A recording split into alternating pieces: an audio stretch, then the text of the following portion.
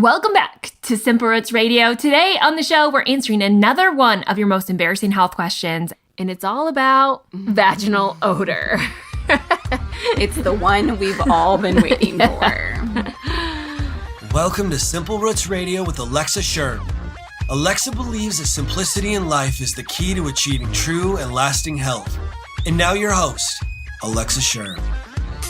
Welcome back to the show. I'm so glad you're here. Today, we're answering one of the most talked about questions, or what I should say this. Dreaded questions. One of the most asked questions in this series, but yet most embarrassing, probably. And that's vaginal odor. Right. It's the one you've been dreading all along. Right. So let's just get to it. I don't know why this stuff doesn't freak me out. Maybe it's because when you're in health, you look at the body and bowel movements and everything like that as very natural. Right. Like your middle school teacher. Right. So you look at it much differently. Okay, but this is really not that difficult. It's a question probably every single woman has. It's one of the most Googled questions, health questions to date. And it's, why do we have vaginal odor? Now, here's the thing that's different about other smells in the body is that vaginal odor is actually necessary. It's natural. I don't want to say it's necessary. It's natural. Like, to be completely odorless is unnatural. All vaginas have some sort of odor, and it's all going to be based on personal preference. So it's really just dependent upon the person about how strong or how mild it is. Now, there are some things that can influence your vaginal odors, but in general, everyone has a smell. And the most concerning thing is when that smell changes or when you get excess discharge to go along with a change in smell. So it's not necessarily that we're worried about the odor, it's a change in that odor. Now, there are some things that you could do to help reduce the odor, but in general, you're not going to get it to go away like you hope for. In fact, using fragrance soaps and even some of those, pH soaps to help reduce the odor can actually be making it worse because it's changing the bacteria, which is causing the smell. If you haven't picked up on that all summer long, it's always the bacteria changing the smell, and those soaps could be making it worse. Make sense? Yes. You're very quiet. You're sitting over here shocked and stunned and hoping this ends really soon. Yes. Do you have any specific questions about vaginal odor? Not really. But you can see why it's one of the most Googled questions, right? Because it's not something no one wants to ask anyone. Or admit that it could be happening to them. But again, vaginal odor is natural, and your scent is going to be dependent upon you, like strong versus mild. But it all has to do with the bacteria. Now, your vagina is a really delicate and intricate part of the human body. I mean, inside your vagina, your uterus grows a human being, right? So there is a lot of protective mechanisms and protective barriers to really keep that part of your body clean. And so in order to do that, it has its self-cleaning mechanism, which releases discharge and also is what produces the scent. And it all boils down to your microbiome. So just like inside your gut and on the outside of your skin, you have a vaginal microbiome that influences your smells, your discharge, and basically the health of your personal region. Is that better when I say personal region? Swimsuit area. Your private parts.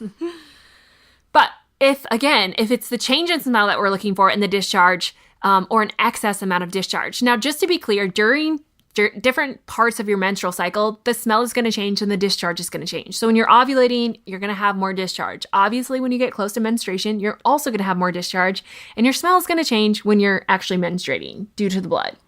So we do need to be aware that it's not going to be consistent. It's going to change. And most of the time, there's really nothing to worry about. Now, I know any smell is something for most people to be concerned about. So we'll talk about that in a second. But to give you some different smells or the most common smells that people go to the doctor for, we'll just share them now so you know whether you need to go to the doctor or whether you don't. First up is fishy. And this is usually caused by bacterial vaginosis. And this is really the most common type of vaginal infection. It's obviously an infection, something that needs to be dealt with, but it's not something most of the time to worry about. There are some pH gels at pharmacies that are known to work or to help with this.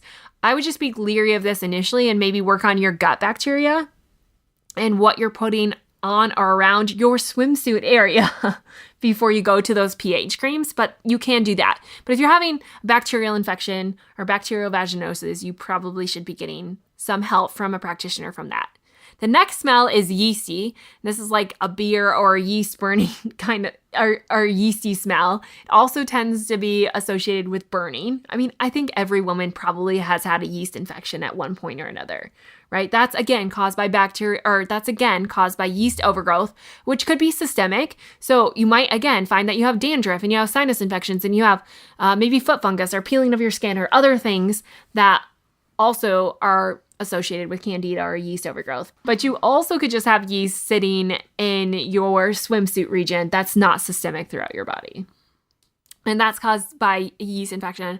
Again, most of the time, you probably will need a little extra help getting rid of that yeast, especially if it's causing a lot of discomfort.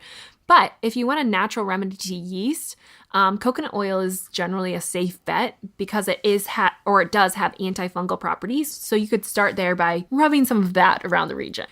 The third smell is musky, and this most of the time is caused by sweat. So if you work out or you need to shower. You need to shower.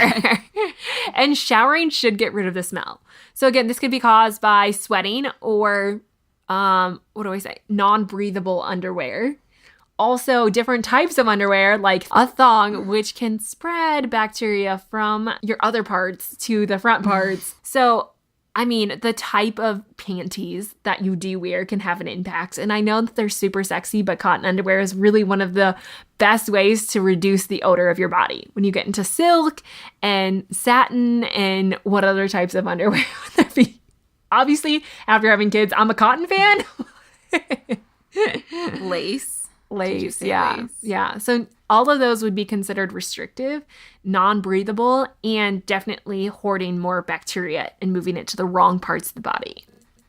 Okay, now if you're smelling rotten, which there's no better terminology than rotten, it could mean that there is something more serious going on, or in some cases, you've left a tampon in for too long and you're really disturbed by this. But did you know how many women go to the doctor to get old tampons removed? It's so gross. And no one talks about this, right?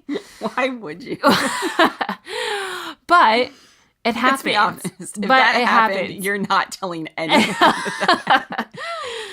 But you really shouldn't be doing that because it can cause bad infection, not just in your vaginal region, but getting into your uterus and other places. So if you do smell rotten, you've got to figure that one out or go to a doctor. I am a big fan of not using tampons in general because I think it can lead to more of an imbalance in your bacteria. That's why I'm a fan of the menstrual cups because they're silicone. They don't hold and harbor the bacteria and they're just cleaner. Now, you don't love them. I haven't convinced you of that yet, but in time. It takes a little time and a little practice, but we will get there. I am going to do an IGTV video on on showing the menstrual cup and how you actually use it. Obviously not in real life, but I'll take this far now. Okay, but I am a fan of the menstrual cup because it is a cleaner way and it doesn't interfere with your bacteria, and because tampons and feminine products do have a lot of chemicals in them. And anytime that you're exposing your vaginal region, just like your gut and just like your skin, to excess amounts of chemicals, it has to detox that. And oftentimes it's detoxing through discharge. Like that's one way of cleansing your vaginal region is through that. So trying to avoid as many chemicals as possible is always going to be best. And then the last one is a metallic smell. And that's usually associated with your menstrual cycle or blood. And that should go away after your menstrual cycle ends. So again, don't go crazy with strong smelling soaps because it'll just impact your pH levels and throw your gut bacteria out of, or not your gut bacteria, your vaginal bacteria out of whack. So we want to enhance that. And so how do you fix it? The first one is apple cider vinegar. Of course. This is what we've talked about on, I think, every episode of Your Most Embarrassing Health Questions. I think so. So apple cider vinegar, again, can restore the proper pH and help your good gut bacteria. So it's going to come in, and when I say good gut bacteria, it's not going to destroy your good gut bacteria, creating the imbalance. So it's going to help restore your pH without impacting your gut bacteria, enhancing the environment of it. So it helps. So you can rub on a cotton ball or something like that some apple cider vinegar, and that will help. Other things are baking soda, and baking soda, like if you put it in a bath or soak in a bath, can really help, again, restore that pH and cleanse the area really well. I'm just a fan of baths in general, but you can mix baking soda and Epsom salts together for a nice relaxing bath, and just help your body with that. Taking probiotics can be really valuable. Again, your gut bacteria, your skin bacteria, and your vaginal bacteria all tend to be the same. So if one is thrown off, if you're getting a lot of vaginal infections or yeast infections, or you have high vaginal odor, more than likely you probably have other skin issues or digestive issues. Your gut bacteria is off. So taking some probiotics. I've also heard that white vinegar and sea salt mixed together can help. But again, it kind of goes back to the apple cider vinegar. I'm not sure about the salt. Like that kind of freaked me out a little bit. But again, who knows? And then essential oils can be helpful, but you would have to dilute this down because your vaginal skin is very, very sensitive. Like it's not thick like your outer layer of skin. It's only one cell thick, kind of like your digestive system. And so it's turning over a lot quicker than just your normal skin. And so it is more sensitive. And we know that. And so you would definitely need to have a carrier like coconut oil to put tea tree oil down there. And check that out a little bit more. But other things that you could do to help, again, if this is hormonal related, which a lot of times smells are just hormonally or a hormonal imbalance in the body. So I would try cycle syncing, which I have a podcast all about cycle syncing. Do you do cycle syncing? No. Seed cycling can help. Increasing your water levels. So dehydration can cause any smell in the body to be worse because you're not diluting out the bacteria and the detoxification properties or toxins that are happening anyways. And so the more you drink, the more fluid that you have to remove those, and the less the smell will be. And then boosting your immune system. So again, if we look at smells if we zoom out and look at them, we can often link them back to some kind of hormonal imbalance in the body. And if we take care of that hormonal imbalance, we can kind of see our whole body come full circle. So that's my encouragement to you. That wasn't as bad as you thought it was going to be, was it? It was not. It was not. But it was close. It was close. Good news is that you don't have to listen to this with anyone else, and you can just listen by yourself with your earbuds in. But that's vaginal odor. So my big takeaway on this is don't try to fix this with strong smelling soaps or harsh chemicals from the drugstore. Like, fix this naturally. And that means most of the time, leave it alone. Change your diet, change your hormones, and if you have to, soak in a warm bath with some baking soda or put some vinegar down there. But otherwise, just be aware. And again, watch what you're putting in. So like tampons and condoms can also cause a reaction with the bacteria of your body. And technically, if you're sensitive to those things, it will react in a negative way. Like your body is going to tell you if you're doing something wrong. So if you try this out and it doesn't get resolved, if you try to fix your hormones, if you try apple cider vinegar and baking soda and it doesn't get resolved, or it gets worse after you do things, like after you have your menstrual cycle and you're using feminine products, or if you're using condoms or other things like lubricants or whatever, like you have to be aware that that could be a culprit. Like we can't rule those things out. And any foreign object obviously is going to cause some kind of reaction. So just be aware of that. So thank you so much for tuning in to another episode of Simple Roots Radio and answering your most embarrassing health questions. Whitney, do you have any lasting words for that? Or are you just like checked out of this podcast? That was the most embarrassing health question. But it's one every woman struggles with. Now you know, if you have vaginal odor, you're not alone because 100% of women have it.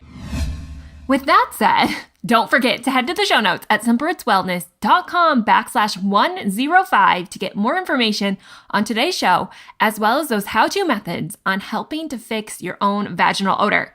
Okay, we have one more question in this series of your most embarrassing health questions answered, and it's kind of a hodgepodge of all the little questions that I got that really didn't take too long to answer. I just wanted to try and fit more in so that we could answer more of those questions. And I also saved a few of those questions for longer shows that we'll be answering later on this fall. I really hope that you've enjoyed this series and the mindset series as well. It has been so much fun and a wealth of information for myself as well. Coming up this fall, we have so many great podcasts, and on the subject of vaginal health, like I mentioned, we're going to learn about Kegels and the pelvic floor and strengthening that area, because even though these sound embarrassing, these are topics that not very many people are talking about, and it can make a world of difference in your health. So stay tuned for more goodness coming your way. In the meantime, don't forget to head to the show notes, and if you want help fixing your hormones, make sure you check out the Hormonal Reset. That's only 5 days to resetting your hormones. I have hundreds and hundreds of testimonials of people who were losing weight, but not only that, we're feeling better, getting rid of brain fog, regulating their menstrual cycle. I even have 3 testimonials of people who got pregnant doing this, who were once infertile and increased their fertility just by doing this quick reset. There is really a lot of power here. So if you have any kind of hormonal issue going on, I always recommend you check that out. And again, you can find all the information in the show notes for that. So stay tuned. Next week, we'll be back with one more episode in the Mindset series. In the meantime, here's to having the best weekend.